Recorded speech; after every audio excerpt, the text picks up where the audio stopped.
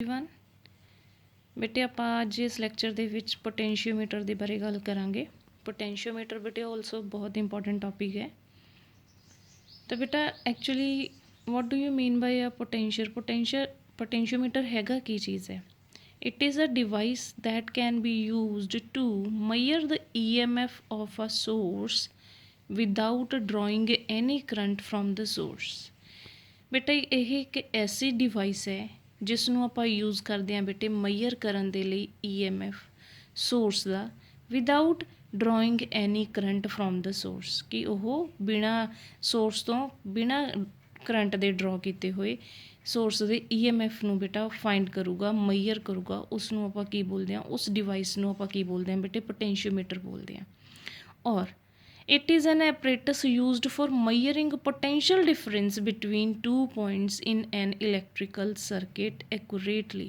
बेटे इसनों होर डिफाइन करने का की मैथड है कि एक ऐसा एपरेटस है ऐसी डिवाइस है जिसनों आप यूज़ करते हैं बेटा पोटेंशियल डिफरेंस ਨੂੰ मेजर करने ਲਈ between any two points and with accuracy. तो बहुत एक्यूरेसी के नाल असी इस डिवाइस के नाल बेटा EMF और potential difference between two points find out कर सकते हैं। नाउ नैक्सट इज़ अ बेटा कंस्ट्रक्शन कि ये डिवाइस रजे एक्चुअल दे विच किवें दी डिवाइस है। तो कंस्ट्रक्शन दे विच की है बेटे it consist a long uniform manganin and constantan wire AB fixed on a wooden board as shown in a figure. बेटे इत्थे की है एक लॉन्ग वायर है, ठीक है जी। वो लॉन्ग वायर किहड़ी है रजे A तो लैके B तक एक वायर है जिसनों वुडन दे बोर्ड के उत्ते फिट किया होया है, ठीक है। तो इस टाइप का जो वायर है वायर का जोड़ा क्रॉस सैक्शन होगा बेटे यूनीफॉर्म होगा, ठीक है जी। ये साडा सोर्स हो गया EMF का, रियोस्टैट हो गया राजे के की होगी, गलवैनोमीटर अटैच है बेटे थ्रू द जॉकी अटैच है थ्रू द गलवैनोमीटर। हुण राजे ये तो सीगा तुहाडा एक थरैटिकल कॉन्सैप्ट कि जो पोटेंशियोमीटर है उस दे विच एक वायर नूं बेटा स्ट्रैच किया होया और उहदे नाल ये वाले कंपोनेंट्स ने वो अटैच किए हैं। बट प्रैक्टिकली अगर आप देखिए बेटा this long wire consist 4 equal parts है। बेटे ये जी वायर है उसके 4 पार्ट्स होंगे ने ईच 1 मीटर लॉन्ग होंगी है राजे। ਉਹਦੇ ਵਿੱਚ ਕੀ है राजे 1 मीटर लॉन्ग 4 वारी वो वायर्स ने ਜਿਹੜੀਆਂ अटैच होंगे ने these parts are connected in series to one another by thick copper strips. तो बेटे ਜਿਹੜੇ चारों पार्ट्स ने वो की ने एक दूजे ਦੇ ਨਾਲ अटैच ने बेटा सीरीज़ ਦੇ ਵਿੱਚ और ਕਿਹਦੇ ਨਾਲ ਨੇ बेटे थिक कॉपर स्ट्रिप्स ਦੇ ਨਾਲ। बेटे इन्हां ਦਾ जो कॉपर स्ट्रिप्स के नाल अटैच ने सो दैट बेटा दिस कॉम्बीनेशन एक्ट करता सिंगल वायर। तो बेटे सारी सीरीज़ के विच ने तो इस करके सारा जोड़ा कॉम्बीनेशन है वो सिंगल वायर की तरह ट्रीट करूगा which is of length 4 metre होगा। अगैन बेटा उस हुण जो वायर सी उस आप स्टैडी करंट नूं पास करांगे, ठीक है जी। गलवैनोमीटर है बेटे थ्रू जॉकी कनैक्ट है, मीटर स्केल है बेटे वो जिहड़ी असीं वायर लई है उहदे पैरलर ही बेटा मीटर स्केल है जिहड़ा वो अटैच होगा जिवें आपां स्लाइड वायर ब्रिज और मीटर ब्रिज दे विच कीता सी। हुण इस फिगर दे विच देखो बेटा 4 1 2 3 4 1 मीटर दियां बेटा 4 वायर्स ने। बेटे ये जिहड़ी चीज़ है CS मीन कॉपर स्ट्रिप्स, ये कॉपर स्ट्रिप्स के नाल बेटा एक दूजे दे नाल सीरीज़ दे विच अटैच ने, ठीक है जी। तो इट मीनस बेटा A तो लैके B तक इत्थे पॉइंट की है राजे साडा A तो लैके बेटा B तक की है साडे कोल वायर होगी which is of length 4 metre, ठीक है जी। हुण आपां बाकी तो राजे अपना एमीटर लग्या होया है, साडा सोर्स है, रियोस्टैट है, की है, गलवैनोमीटर है बेटे जॉकी दे नाल अटैच है, ठीक है जी। ये सीगा बेटा इहदा सर्किट डायग्राम पोटेंशियोमीटर का। हुण आपां इहदे प्रिंसीपल की गल करते हैं बेटा जिहड़ा इहदा प्रिंसीपल है जां पोटेंशियोमीटर दे विच एक्चुअली आपां किस प्रिंसीपल नूं यूज़ करके पोटेंशियल डिफरेंस और EMF नूं फाइंड आउट करते हैं। तो बेटा इसका प्रिंसीपल की है potential difference across any part of uniform wire is directly proportional. कहता कि इस वायर के किसी भी पार्ट का कोई भी 2 पॉइंट्स लैके बेटे किसी भी पार्ट का जो पोटेंशियल डिफरेंस है वो डायरैक्टली प्रपोर्शनल होगा बेटे length of that portion of the wire. जिन्ना तुसी उस पोर्शन नूं एज्यूम किया ना तो बेटे उहदे विच पोटेंशियल डिफरेंस उहदी ही लेंथ के प्रपोर्शनल होगा when constant current flows through the wire. जो बेटे आप की कर रहे हैं कॉन्सटेंट करंट है वो फ्लो कर रहे हैं वायर दे विच। ਹੁਣ ਅਗਰ ਆਪਾਂ ਸਪੋਜ਼ ਕਰ ਲਿਆ ਬੇਟੇ V ਕੀ ਸੀਗਾ ਸਾਡਾ ਪੋਟੈਂਸ਼ੀਅਲ ਡਿਫਰੈਂਸ ਸੀਗਾ across the portion of a length L। ਆਪਾਂ ਸਪੋਜ਼ ਕਰ ਲਿਆ ਕਿ L ਲੈਂਥ ਲਈ ਬੇਟੇ ਉਸਦੇ ਕੋਰਸਪੋਂਡਿੰਗ V ਪੋਟੈਂਸ਼ੀਅਲ ਡਿਫਰੈਂਸ ਹੈ, ਰੈਜ਼ਿਸਟੈਂਸ R ਹੈ, ਇਹ ਉਸਦਾ uniform area of cross section ਹੈ। ਤਾਂ ਆਪਾਂ ਬੇਟੇ I ਸਟੈਡੀ ਕਰੰਟ ਫਲੋ ਕੀਤਾ, ਠੀਕ ਹੈ ਜੀ। ਤਾਂ ਉਸ ਦੇ ਅਕੋਰਡਿੰਗ ਕੀ ਹੋਊਗਾ ਰਾਜੇ, V equals to IR। Clear. R ਕੀ ਹੁੰਦਾ ਰਾਜੇ, ਰੋ L/A ਹੁੰਦਾ ਹੈ। ਆਪਾਂ ਇੱਥੇ ਸਬਸਟੀਚਿਊਟ ਕਰਤਾ ਬੇਟੇ V I as it is ਆ ਗਿਆ ਬੇਟੇ, R ਦੀ ਵੈਲਿਊ ਸਬਸਟੀਚਿਊਟ ਕਰਤੀ ਦਿਸ ਵਨ। ਕਲੀਅਰ ਜੀ। ਹੁਣ ਆਪਾਂ ਨੂੰ ਪਤਾ ਬੇਟੇ I ਵੀ ਸਾਡਾ ਸਟੱਡੀ ਹੈ, ਰੋ ਵੀ ਸਾਡਾ ਸਟੱਡੀ ਹੈ, A ਵੀ ਸਾਡਾ ਸਟੱਡੀ ਹੈ। ਤਾਂ ਇਸ ਨੂੰ ਇੱਕ ਅਨਦਰ ਕੌਂਸਟੈਂਟ ਪੁੱਟ ਕਰਤਾ K। ਤਾਂ V ਇਕੁਅਲਸ ਟੂ ਕੀ ਆ ਗਿਆ ਬੇਟਾ, K ਇੰਟੂ L ਔਰ V ਡਾਇਰੈਕਟਲੀ ਪ੍ਰਪੋਰਸ਼ਨਲ ਹੈ। ਤਾਂ ਇਹੀ ਆਪਾਂ ਕੀਤਾ ਸੀ ਰਾਜੇ ਕਿ ਪੋਟੈਂਸ਼ੀਅਲ ਡਿਫਰੈਂਸ ਜਿੰਨੀ ਲੈਂਥ ਲੈ ਰਹੇ ਹੋ ਉਸ ਦੀ ਲੈਂਥ ਦੇ ਕੀ ਹੋਗਾ ਬੇਟਾ, ਪ੍ਰਪੋਰਸ਼ਨਲ। ਤਾਂ V directly proportional to L। This is the potentiometer principle ਹੈ ਬੇਟੇ, ਜਿਸ ਦੇ ਉੱਤੇ ਆਪਾਂ ਵਰਕ ਕਰਦੇ ਹਾਂ। ਤਾਂ ਜਦੋਂ ਵੀ ਆਪਾਂ ਪੋਟੈਂਸ਼ੀਓਮੀਟਰ ਦੇ ਨਾਲ ਡੀਲ ਕਰਾਂਗੇ ਤਾਂ always V directly proportional L consider ਕਰਾਂਗੇ।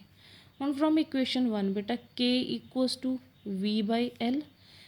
K ਇਜ਼ ਕਾਲਡ ਬੇਟਾ ਪੋਟੈਂਸ਼ੀਅਲ ਗ੍ਰੇਡੀਐਂਟ। K ਕੀ ਹੈ ਸਾਡੇ ਕੋਲ, ਪੋਟੈਂਸ਼ੀਅਲ ਗ੍ਰੇਡੀਐਂਟ ਹੈ, which is the ratio of the potential difference to the length। next ਬੇਟੇ ਓਬਵੀਅਸ ਹੈ ਅਗਰ ਆਪਾਂ ਗ੍ਰਾਫ ਡਰਾ ਕਰਾਂਗੇ V ਔਰ L ਦੇ ਵਿੱਚ, V ਕੀ ਹੈ ਬੇਟੇ, ਡਾਇਰੈਕਟਲੀ ਪ੍ਰਪੋਰਸ਼ਨਲ ਟੂ L ਹੈ। ਤਾਂ ਇਟ ਮੀਨਸ ਕੀ ਹੋਗਾ ਰਾਜੇ, ਸਟ੍ਰੇਟ ਲਾਈਨ ਆਊਗੀ। ਤਾਂ ਇਹ ਸਟ੍ਰੇਟ ਲਾਈਨ ਬੇਟਾ ਗ੍ਰਾਫ ਹੈ ਬਿਟਵੀਨ V ਔਰ L ਦੇ। ਨੈਕਸਟ ਇਜ਼ ਬੇਟੇ ਸੈਂਸਿਟੀਵਿਟੀ। ਸੈਂਸਿਟੀਵਿਟੀ ਮੀਨਸ ਬੇਟਾ ਸਮਵੇਅਰ ਐਕੂਰੇਸੀ ਨੂੰ ਆਪਾਂ ਕਾਊਂਟ ਕਰ ਸਕਦੇ ਹਾਂ।